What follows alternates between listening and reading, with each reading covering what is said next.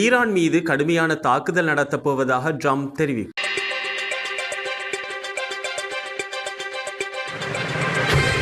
அமெரிக்க இராணுவம் அடுத்த 3 நாட்களுக்கு ஈரானை கடுமையாக தாக்கப் போவதாக அமெரிக்க ஜனாதிபதி ட்ரம்ப் தெரிவித்துள்ளதாக சர்வதேச செய்திகள் தெரிவிக்கின்றன.